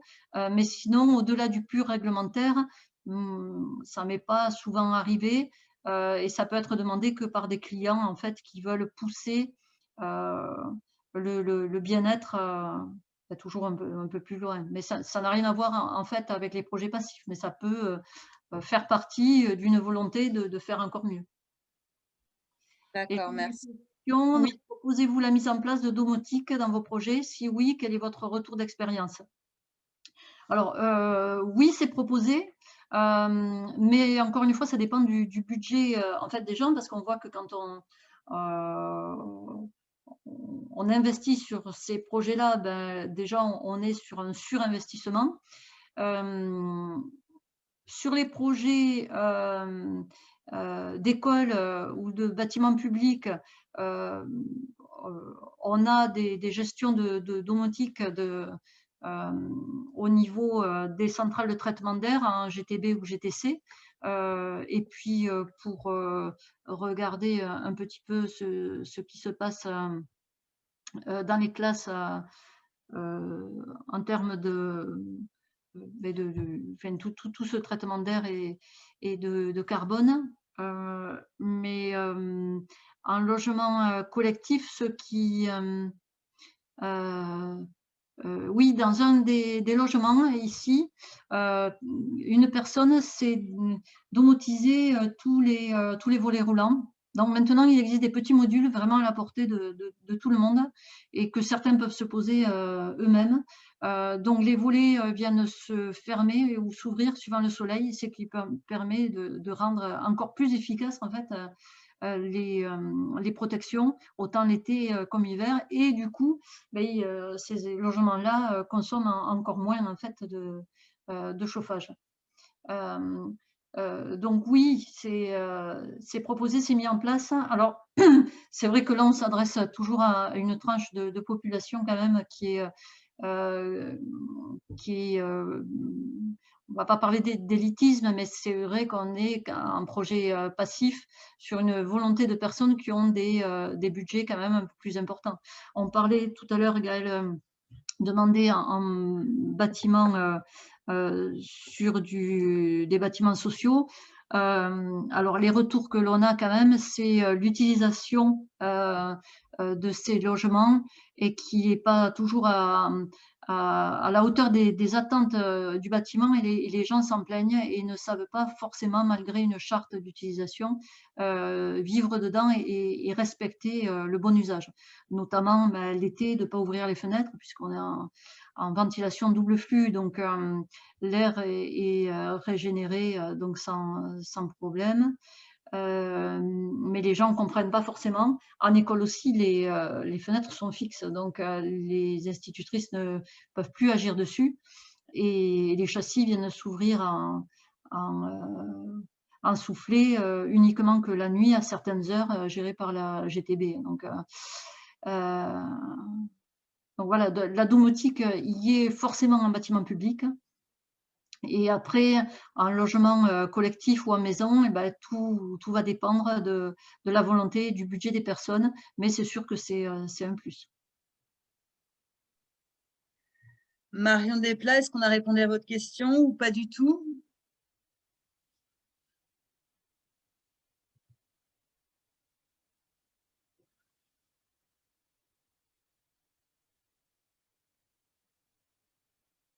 Oui, Marion a répondu oui.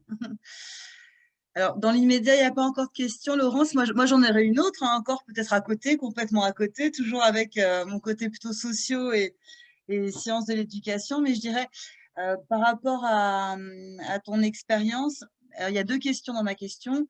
À quelle difficulté est confronté l'architecte quand il veut construire passif?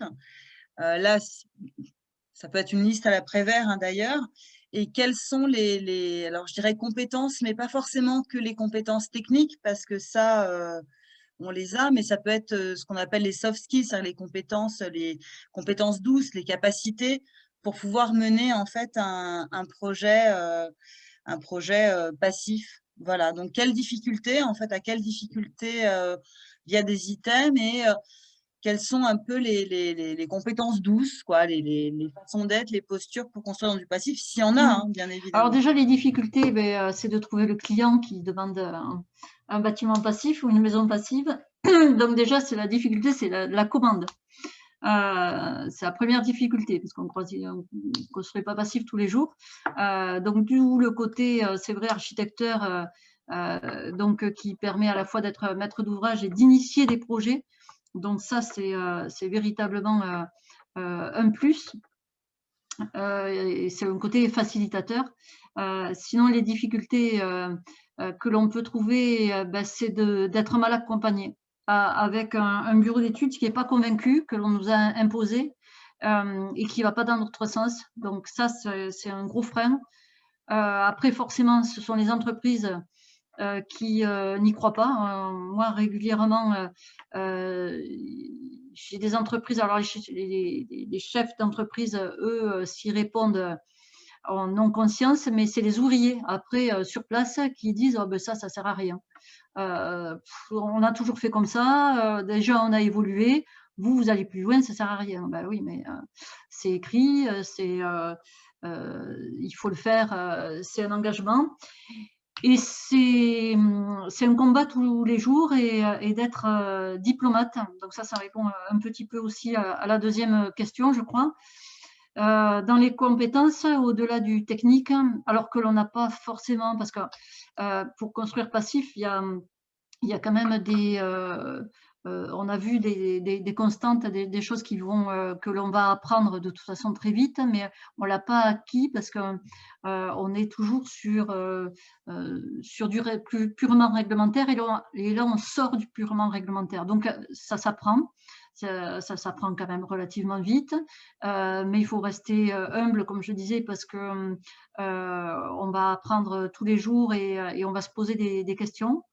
Donc, il faut continuer à se poser ces questions-là. Mais je me suis perdue dans la réponse. Mais dans les compétences, c'est d'être à l'écoute, à l'écoute sur le chantier, au-delà de ce que j'ai dit, de ne pas aller trop vite, et c'est vraiment se questionner. C'est-à-dire que même si on a des certitudes, parfois, à travers tous les documents que l'on a pu avoir en marché, en dossier marché, en DCE, en fait, en réalité, sur le terrain, ça peut être différent. Et du coup, il faut savoir se remettre en question et ne pas le garder pour soi, mais le dire au client et revenir parfois un petit peu en arrière et dire là, je pense qu'il faut agir différemment et expliquer les choses et pas dramatiser. Ouais. Merci Laurence, merci. Je regarde, pas d'autres questions. N'oubliez pas que vous pouvez écrire vos questions et dans l'onglet. Ah, s'il y en a une, voilà. Y a-t-il des mises en œuvre type à éviter absolument si on veut construire passif? Si oui, quelles sont les principales erreurs ou pièges à éviter? Ce qu'il faut éviter, forcément, ce sont les pièges en pont thermique, donc isolés par l'intérieur en neuf, parce qu'on a vu qu'en ancien, il est peut-être possible, suivant le cas, de regarder et de créer un manteau thermique intérieur, mais attention au point de rosée. Donc les pièges, ça va être le calcul de point de rosée, notamment on le sait bien en bâtiment bois. De ne pas venir isoler aussi en poursuivant les fondations, puisqu'il y a un transfert de froid qui va se poursuivre en fait des fondations jusqu'à la dalle. Donc ça, il faut faire attention à tout ce qui peut être transfert de froid et point de rosée. Donc ça, c'est vraiment très très important. Prendre aussi une mauvaise ventilation double flux, changer aussi d'industriel. Qui ont été identifiés pour le rendement de leur machine en phase DCE et le changer sans en regarder les calculs. Donc ça, c'est un gros piège aussi, parce que la ventilation, le renouvellement d'air va être très très important pour éviter toutes ces moisissures et éventuellement point de rosée qui peut y avoir. Donc ne changez pas de disposition sans comprendre pourquoi on change de disposition. Donc, les rupteurs thermiques, on a vu également, c'est une source, si on ne construit tout en béton, comme on a vu sur le premier projet, et que l'on applique une structure métal ou même une accroche, une équerre qui vient accrocher un garde-corps ou peu importe quoi sur le béton, sans rupteur thermique, on vient créer un point de rosée intérieur, donc du coup une tache, moisissure, point de rosée qui est à l'origine de tout ça.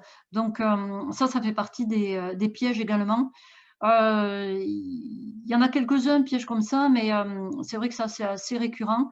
Entre charpentes, quand on a aussi une charpente, un volume rampant en dernier niveau, donc il y a des parties qui viennent s'imbriquer, qu'il faut aller rechercher pour suivre en isolation. C'est pas toujours évident entre l'isolation par l'extérieur et la charpente traditionnelle. Voilà comme ça à quoi je pense.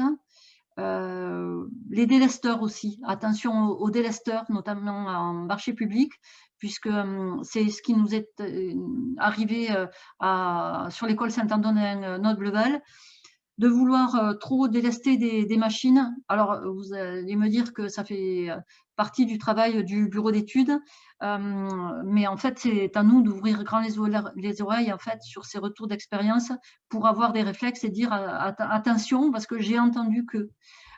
Donc, quand on vient délester des machines très performantes, on crée des désordres parce que ces machines n'aiment pas du tout être coupées ou mises en veille et puis relancées 1 heure après, 2 heures après.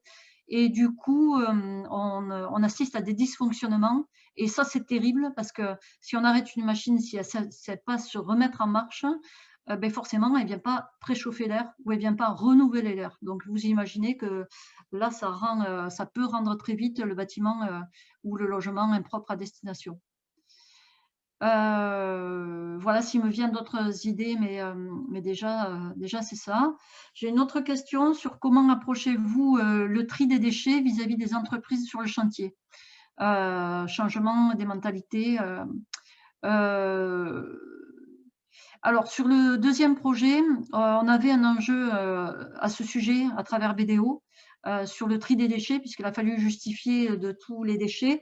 Le terrain étant atypique, on a choisi de ne pas mettre de bennes sur chantier et chaque entreprise a dû gérer ses propres déchets. Donc du coup, quand on peut le faire, bien sûr, on ne peut pas le faire sur tout type de projet parce que si le projet est trop gros, ou suivant où il est placé, ça peut vite être ingérable de laisser ça à l'entreprise.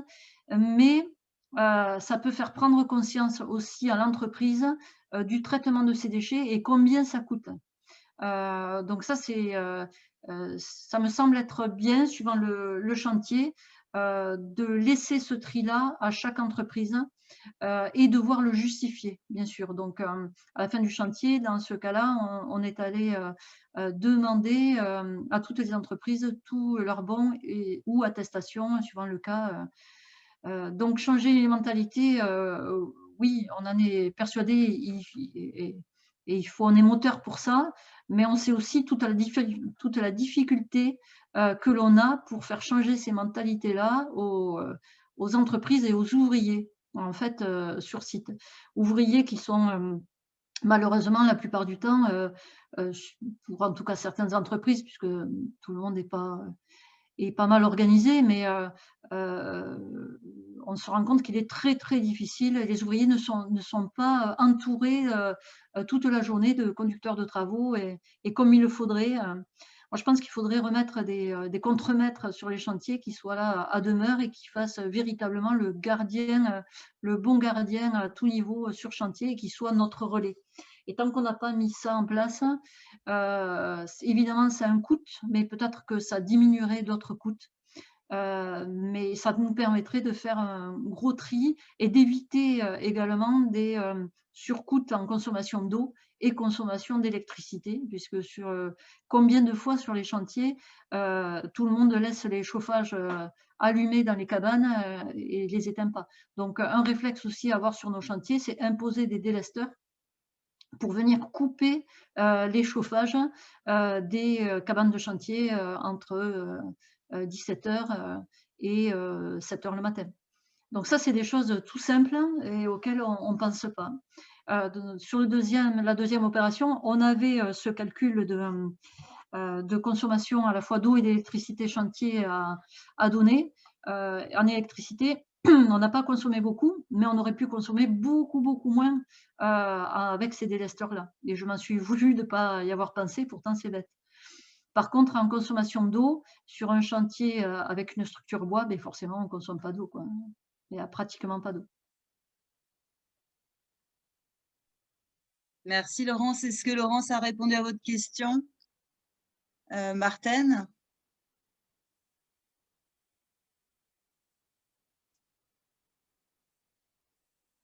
Alors moi, j'aurais une dernière question, mais encore une fois, une question très personnelle. C'est-à-dire que si on t'invite à effectivement construire passif, par exemple dans un habitat participatif, est-ce qu'il y a un travail aussi avec des gens qui sont plutôt spécialisés à propos de l'autonomie alimentaire? On le voit bien, là, de plus en plus, on a quand même cette mouvance, un habitat sain, avec aussi cette autonomie alimentaire qui est quand même qui est aussi présente. Est-ce qu'il y a des liens, des ponts qui se font et comment ils se font? Alors, les ponts ou les liens, ça va être un habitat participatif ou encore une fois, un habitat participatif, les gens ont déjà mûri énormément leur projet et vont pousser beaucoup plus loin la réflexion. Le passif, ça va être un élément parmi tant d'autres. Mais ça va être bien pour la faible consommation. Mais après tout, il pourrait être en RE 2020 ou en RT 2012 avec des matériaux biosourcés et sans atteindre le niveau passif. Donc le passif, c'est un plus, mais ça accompagne en fait tout le reste et toutes les volontés qui sont sur la même philosophie.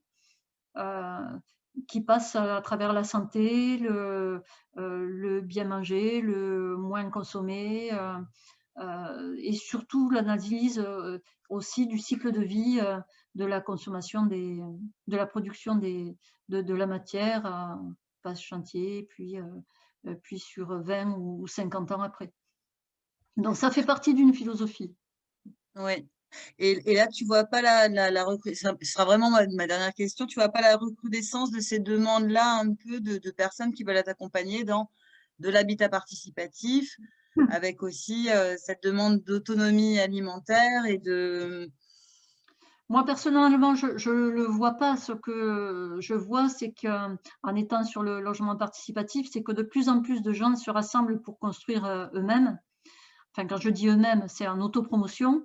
Et puis, certains, c'est de l'autoconstruction. Mais encore une fois, c'est le portefeuille des gens qui va parler. Donc, il faut essayer de réduire des coûts. Donc, déjà, en étant en auto-promotion, ils évacuent une marge de promotion, mais à condition d'être très bien accompagné. Et l'architecte ne peut pas être tout seul à ce niveau-là.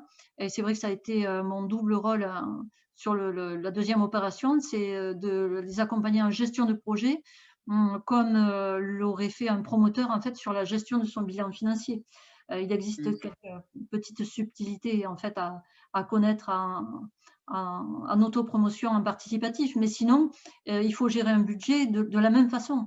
Et ça, c'est pas donné quand même à tout le monde sur du logement collectif de manier ces gros budgets-là. Déjà, il faut avoir le temps, et puis c'est énorme, c'est une comptabilité qui est énorme et qu'on ne peut pas laisser qu'un expert comptable. Mais en tout cas, on voit de plus en plus autour de nous des gens qui veulent absolument construire mieux habiter, mieux consommer. Donc ça fait partie d'un tout. Et nous, architectes, on a forcément cette commande-là et ces gens-là à accompagner. Avec à nos côtés les personnes qu'il faut pour ne pas vouloir tout faire ou vouloir faire suivant, en tout cas, nos compétences. Oui, merci Laurence, tu as répondu à ma question. Et il y a 3 questions qui sont arrivées. Ah, alors moi j'en vois une seule. Alors, RT 2012. En RT 2012, je me suis rendu compte en échangeant avec le bureau d'études thermiques que les logiciels favorisent le soleil rentrant en hiver plutôt que la protection en été, même si on a soigné l'isolation. Comment cela se passe-t-il en passif niveau évaluation? En passif, on va regarder autant le confort d'hiver que le confort d'été. Donc, du coup, en calcul PHPP, qui est le seul logiciel véritablement reconnu est fiable pour le calcul à justifier pour le passif, on va calculer les heures d'inconfort, autant en été qu'en hiver. Et de là, on va savoir comment on va pouvoir aller modifier, adapter notre conception sur le bâtiment. C'est comme ça que l'on a vu sur le deuxième projet qu'il fallait absolument revenir sur une structure à poteaux, poutres béton avec des planchers béton pour avoir cette inertie de dalle. Sinon, les heures d'inconfort étaient multipliées par 3 et c'était hors de question de partir sur un projet pour avoir en fait la satisfaction du bois, mais perdre en hauteur du bâtiment à travers les prospects, mais et surtout au niveau des heures d'inconfort. Donc, le logiciel RT 2012, je ne sais pas s'il favorise véritablement. Normalement, il tient compte déjà du confort été-hiver, mais c'est sûr pas de la même façon que le PHPP et qu'en passif. Ça, c'est sûr. Et à condition après de venir surventiler en nocturne pour faire entrer la fraîcheur, c'est essentiel. Donc, puisque avec cette inertie de bâtiment, l'inertie va garder la fraîcheur à restituer l'été dans la journée jusqu'au moment du déphasage. Et l'hiver, comme on a très peu de chauffage, cette même inertie-là va conserver la chaleur pour justifier du faible besoin en chauffage. Merci Laurence. Est-ce que Laurence a répondu à votre question? Ah, je vois qu'il y a une réponse. Oui, merci. Ouais. Corinne dit OK. Super. Il est pratiquement 20 h. On arrive au terme. S'il y a une dernière question à poser, bah, évidemment, c'est maintenant.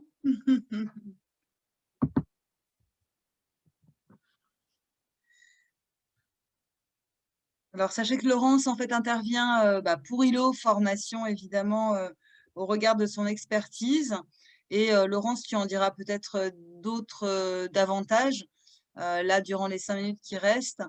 Mais tu interviens, en fait, en formation concernant justement la construction passive au travers de ces retours d'expérience qui sont davantage explicités, bien sûr. Oui. Et puis, au travers d'autres bâtiments qui ne sont pas passifs, mais presque passifs, puisque nous, architectes, dès qu'on commence à s'identifier sur des projets performants, mais on engendre en fait une clientèle et on vient répondre à des gens qui se questionnent et qui voudraient construire passif, mais qui n'ont pas forcément les moyens ou qui ne peuvent pas tout à fait être sur du passif.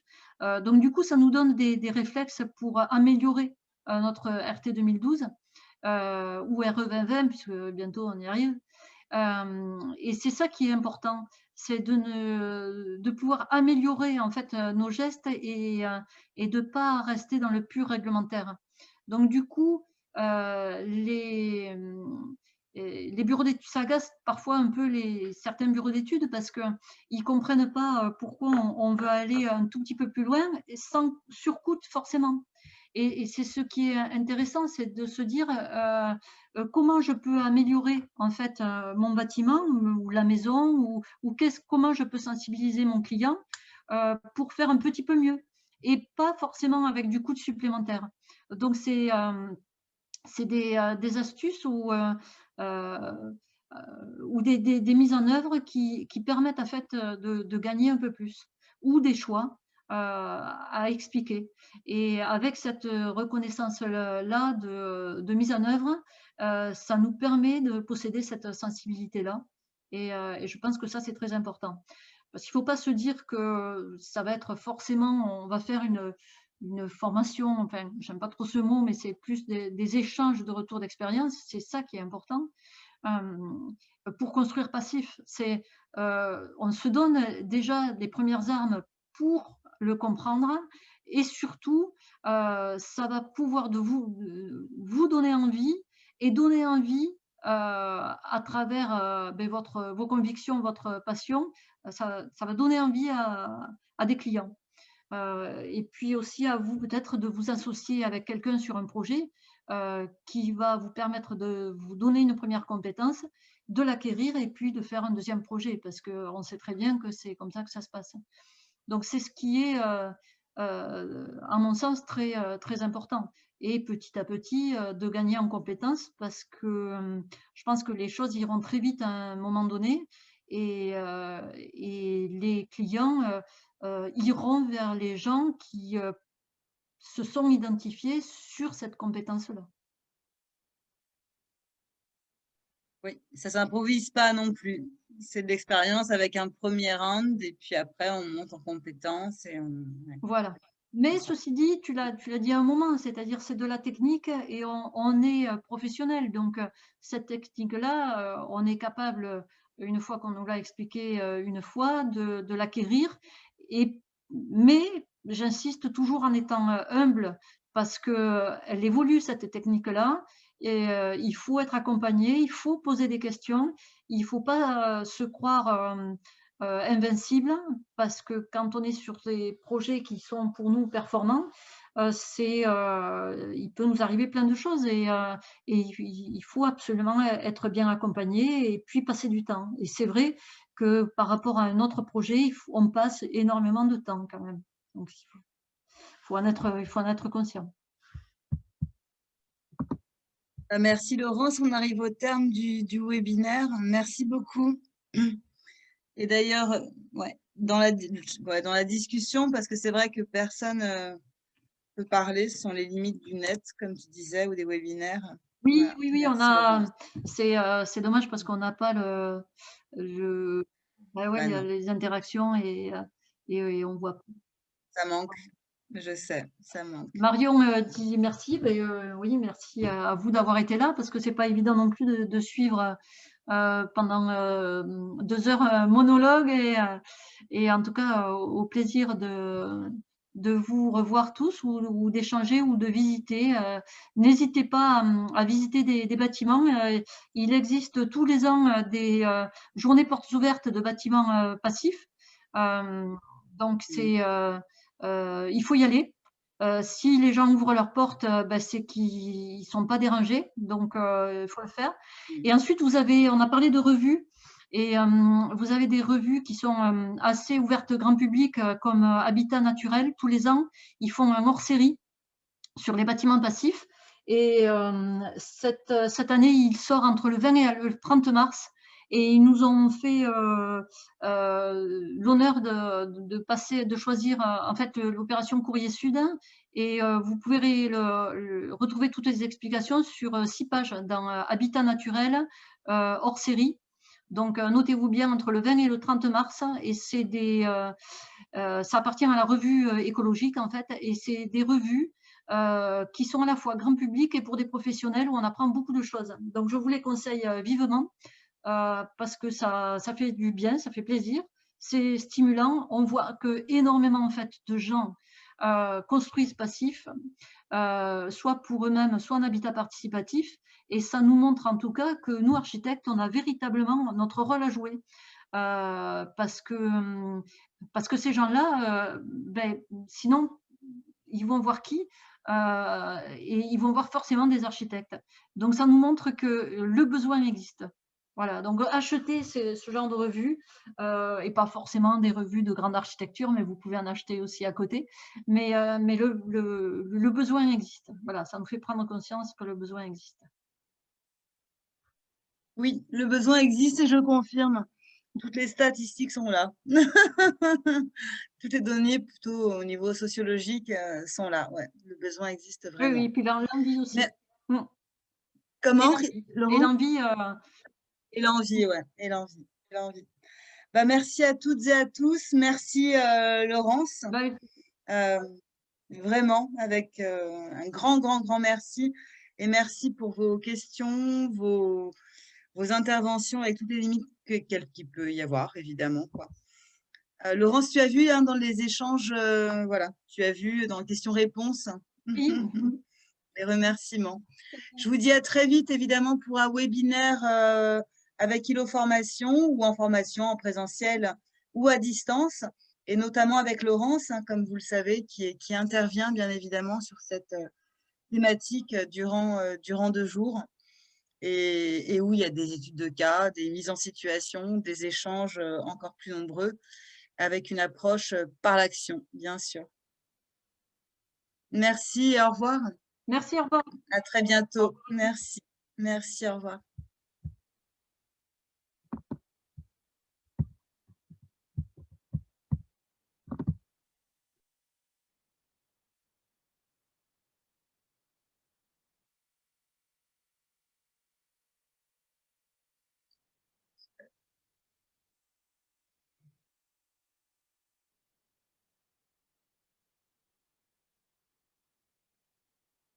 Mm.